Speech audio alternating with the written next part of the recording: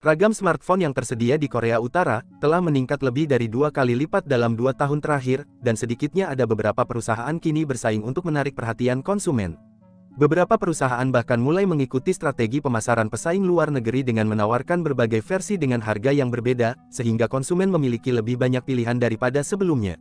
Perlu diingat, meski smartphone bisa digunakan di Korea Utara, akses internet di negara itu dibatasi. Jadi, masyarakat hanya bisa mengakses internet yang disediakan oleh pemerintah. Kondisi itu juga berlaku pada aplikasi yang bisa digunakan oleh masyarakat. Pengguna tidak bisa sesuka hati memilih aplikasi apa yang bisa dipasang di smartphone-nya. Sementara perusahaan Korea Utara masih mengandalkan produsen ponsel asing untuk memproduksi perangkat keras, hal yang sama tidak berlaku untuk perangkat lunak. Ponsel-ponsel tersebut dilengkapi dengan versi lokal sistem operasi Android yang memiliki lebih banyak batasan tentang cara penggunaannya dibandingkan dengan negara-negara lain di dunia. Sebagai contoh, ada merek Kiltongmu, yang hanya menyediakan 30 aplikasi di dalamnya, termasuk kamus, hiburan, serta media yang populer di kalangan pengguna. Seperti biasa, semua ponsel pintar yang beredar di Korea Utara, masih dilengkapi dengan perangkat lunak yang memantau dan membatasi cara penggunaannya, konektivitas dibatasi pada jaringan yang disetujui, dan perangkat lunak khusus membatasi pemasangan aplikasi yang tidak disetujui.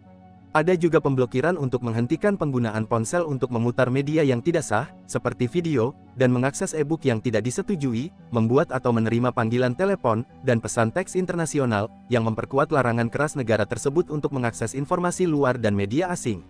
Meskipun ada pembatasan ini, permintaan tetap tinggi, dan negara berpenduduk sekitar 24 juta jiwa ini diperkirakan telah meningkatkan jumlah langganan seluler menjadi antara 6,5 hingga 7 juta. Jumlah tersebut jauh melampaui perkiraan, dari 1,2 juta telepon kabel, yang sebagian besar masih berada di kantor dan organisasi. Salah satu tren yang terlihat dalam beberapa tahun terakhir adalah, bahwa merek ponsel pintar di Korea Utara tampaknya mulai menawarkan beberapa versi ponsel dengan spesifikasi yang berbeda. Sekitar 6,5 juta hingga 7 juta warga Korea Utara, diperkirakan memiliki akses ke jaringan seluler, menurut laporan tahun 2022 oleh lembaga pemikir nirlaba Stimson Center. Jaringan 4G di Korea Utara. Korea Utara telah mengandalkan jaringan 3G sejak meluncurkan kembali telepon seluler publik pada akhir tahun 2008, dan kecepatan jaringannya tidak cepat. Karena alasan tersebut, jaringan Wi-Fi publik diluncurkan di beberapa wilayah Pyongyang, untuk menyediakan akses yang lebih cepat ke situs web domestik. Jaringan 4G dilaporkan baru diluncurkan pada tahun 2023. Mengingat waktunya, hal ini juga menunjukkan bahwa peningkatan jaringan tertunda selama beberapa tahun karena penutupan perbatasan. Jaringan baru tersebut akan menawarkan koneksi data yang jauh lebih cepat, yang diharapkan dapat terus mendorong permintaan ponsel baru. Berikut ini adalah beberapa merek smartphone yang digunakan orang-orang di Korea Utara. Arirang. Pada tahun 2013, Kim Jong-un mengunjungi pabrik bernama Pabrik 11 Mei, yang membuat ponsel pintar bermerek Arirang.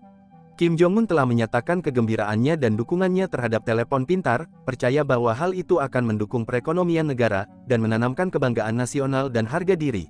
Nama Arirang, sama seperti judul lagu tradisional Korea. Pada bulan Agustus tahun yang sama, Arirang pertama dirilis dan diklaim sebagai smartphone produksi dalam negeri pertama, memiliki model nama AS1201, spesifikasi smartphone ini tidak banyak diungkap.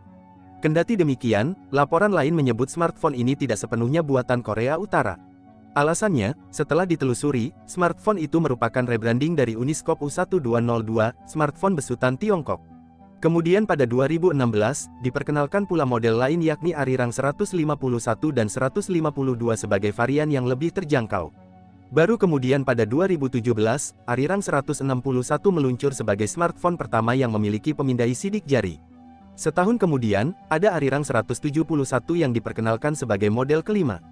Smartphone ini hadir dengan layar 4,7 inci, RAM 4 GB, memori 32 GB, dan pemindai sidik jari. Di dalam ponsel juga dilengkapi dengan beberapa game yang terdiri dari 5 versi Angry Birds, Super Mario, dan Plants vs Zombie. Dari tahun 2020 hingga 2023, Arirang belum merilis model baru. Pyongyang. Pyongyang Touch adalah jajaran telepon pintar, dengan versi pertamanya diluncurkan di Korea Utara pada tahun 2014, dan kemungkinan diproduksi oleh perusahaan Tiongkok yang bernama Uniscope. Nama ponsel ini diambil dari nama ibu kota negara tersebut, Pyongyang. Tidak banyak yang diketahui tentang data teknisnya, tetapi telepon tersebut diyakini menjalankan versi Android yang dimodifikasi. Secara eksternal, telepon tersebut menyerupai iPhone 3G dan tersedia dalam warna putih, merah muda, dan biru. Ponsel tersebut sangat populer di kalangan pengguna yang lebih muda. Jindala E3, selain Arirang dan Pyongyang, pada 2017, ada pula smartphone yang diberi nama Jindala E3. Berdasarkan informasi yang dihimpun dari surat kabar yang dikelola pemerintah Korea Utara, smartphone ini dikembangkan sepenuhnya oleh perusahaan lokal, baik hardware dan softwarenya. Pada 2019, ada perangkat lain yang diperkenalkan yakni Jindala E5, disusul setahun kemudian dirilis Jindala E6, hadir dalam 3 model, yakni Jindala E6, 6 Plus, dan 7. Tak banyak perubahan yang ditawarkan, tapi Jindala E6 dan 6 Plus menjadi perangkat yang pertama dibekali dengan pemindai sidik jari, serta teknologi pengenalan wajah dan suara. Pemberian nama Jindala E3 terinspirasi dari salah satu jenis bunga yang tumbuh di kawasan Korea, bernama rhododendron, atau yang kita kenal sebagai bunga rengganis. Dilansir dari laman DPRK Today, pembuatan ponsel pintar merek Jindala E3 ini tentu saja diproduksi oleh perusahaan teknologi informasi Mangyongdae Korea Utara. Seluruh bahan produksi seperti motherboard, desain program, hingga sistem operasi seluler, murni diproduksi di Korea Utara. Kemudian, ponsel merek Jindala E3 ini mengklaim bahwa produk tersebut menawarkan tingkat kenyamanan dan keamanan yang lebih tinggi dibandingkan dengan berbagai jenis smartphone yang pernah dikembangkan di masa lalu. Dalam ponsel pintar Jindala E3 yang terlihat seperti desain dari merek Samsung Galaxy S7 Edge ini juga memiliki berbagai aplikasi seperti kalkulator, permainan top RAM versi Korea Utara, browser, pemutar musik, dan galeri. Purun Hanul H1, produk smartphone lain yang juga beredar di Korea Utara adalah Purun Hanul H1. Dirilis pada 2018, informasi mengenai smartphone ini tidak banyak diketahui, selain informasi soal kapasitas baterainya yang mencapai 6000 mAh.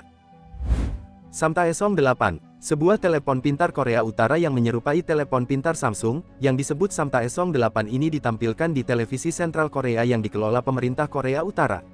Smartphone itu pertama kali muncul dalam sebuah program yang mempromosikan cara memakai smartphone yang pantas dan aman. Menurut Kamus Korea Utara, arti dari nama Samtaesong mengacu pada 3 bintang terang, yakni pendiri Korea Utara Kim Il-sung, sang istri Kim Jong-suk, dan putranya Kim Jong-il. Samtaesong 8 memiliki desain eksterior yang mirip dengan ponsel yang diproduksi oleh Samsung Electronics Korea Selatan dan Huawei Tiongkok. Ponsel ini memiliki 2 kamera di bagian belakang dan 1 di bagian depan. Belum dapat dipastikan apakah Samtaesong 8 diproduksi di Korea Utara atau diimpor dari Cina. Akan tetapi, semua telepon pintar baru ini masih terbatas fungsinya, dan tunduk pada pengawasan serta tindakan pengendalian yang membuatnya hanya berguna untuk komunikasi dasar dan konsumsi konten yang disetujui negara. Kiltongmu, menurut laporan dari Arirang Meari, sumber berita Korea Utara yang berfokus pada luar negeri pada 2019 lalu, sebuah HP smartphone baru dari Korea Utara yang menawarkan fitur teknologi tinggi dan desain yang menyerupai model lama dari Samsung Korea Selatan, yang semakin populer di dalam negeri. Artikel yang mempromosikan merek telepon Kiltongmu, dirilis di situs website outlet tersebut pada hari Senin, menjelaskan fitur seperti pengenalan wajah dan pemindai sidik jari, dan mencantumkan gambar yang menunjukkan kemiripan telepon dengan Samsung Note 8. Madusan, setelah terjadi penundaan produksi dan perilisan smartphone terbaru akibat pandemi COVID-19, Korea Utara meluncurkan ponsel merek Madusan pada tahun 2022.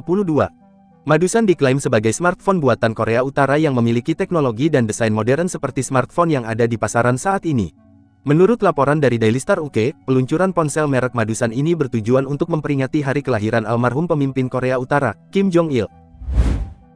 Kehadiran begitu banyak perusahaan dan model telepon pintar di Korea Utara, menunjukkan negara terus melihat manfaat besar dalam penggunaan telepon seluler, dan tetap yakin bahwa teknologi tersebut terpantau dan terkunci dengan aman terhadap penggunaan yang tidak sah.